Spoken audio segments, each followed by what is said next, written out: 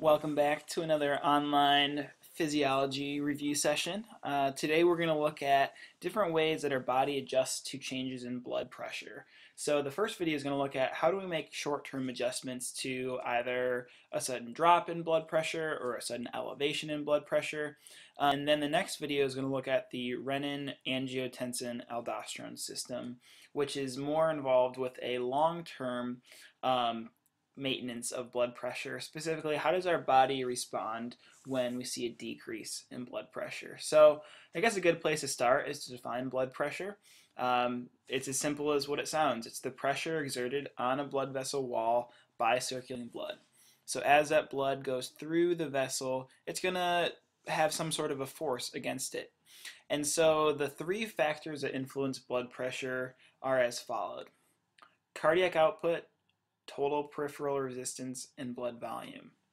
So the first one we've already talked about, cardiac output, the amount of blood being ejected per minute, which is a product of heart rate and stroke volume, how much we're ejecting per beat. And that makes sense. As the cardiac output goes up, as we're ejecting more blood, as that blood goes through the vessel, it exerts a force or pressure on it. Next one, total peripheral resistance, which is a measure of the resistance in blood flow. And we said that the major determinant in TPR, the biggest, most important one, was vessel radius.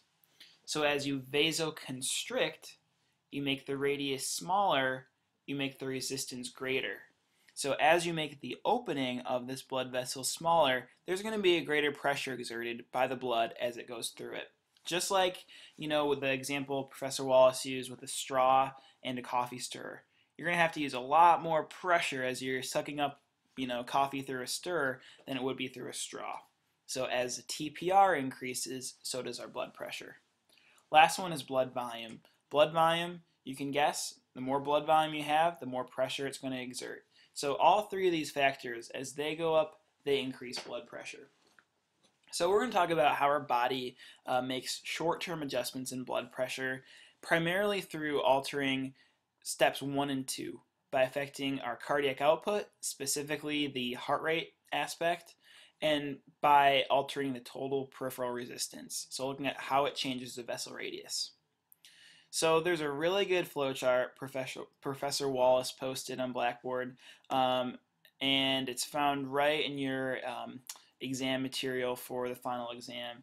And we're going to look at both scenarios. On the exam, you're going to need to know what are the responses in the body going to be in a drop in blood pressure and also an elevation in the blood pressure. So let's talk through a couple of the steps in the process. We defined a lot of these negative feedbacks in terms of their sensors and integrating center and effectors. And so let's talk about all three of those aspects in blood pressure control. So when we have a decrease or an increase in blood pressure, we're going to sense it in our pressure sensors, which are known as baroreceptors.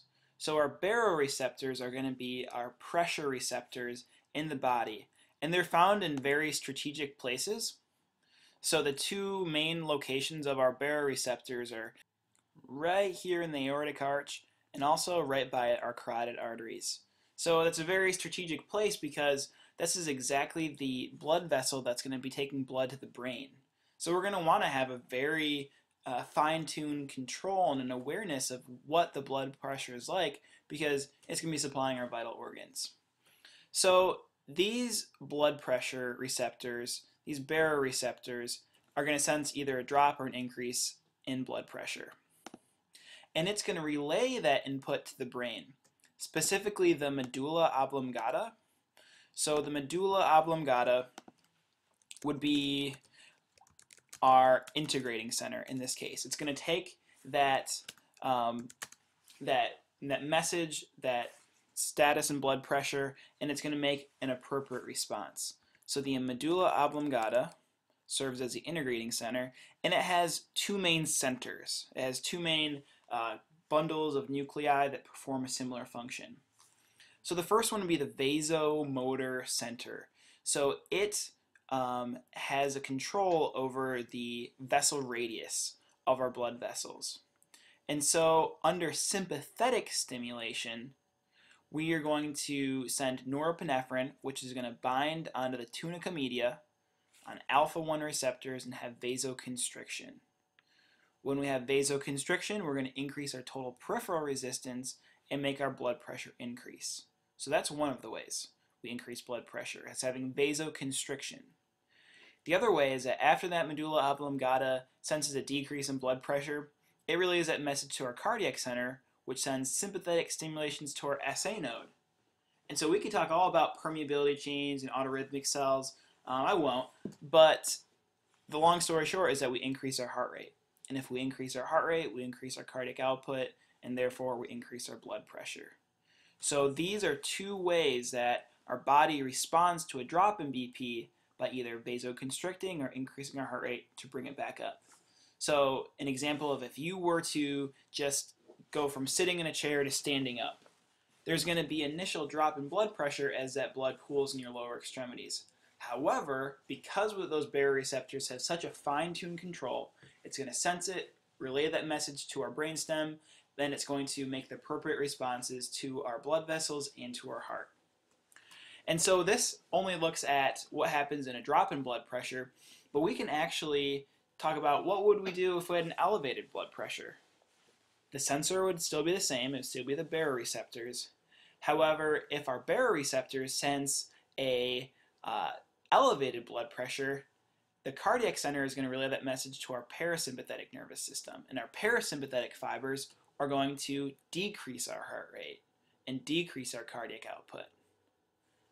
Likewise, our vasomotor center would be activated if we sense this increase in blood pressure.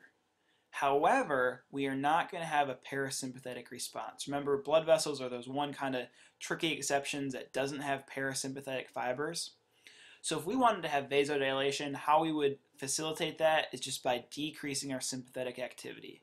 So by decreasing our sympathetic activity to our tunica media, we have vasodilation, decreased TPR, and a drop in blood pressure.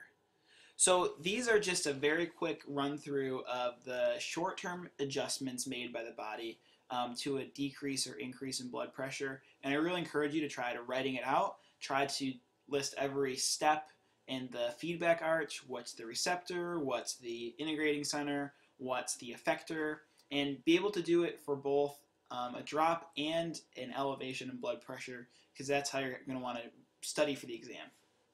So the next video is going to take a look at the renin-angiotensin-aldosterone system. So we will go all through this, and this is taking a look at long-term blood pressure control.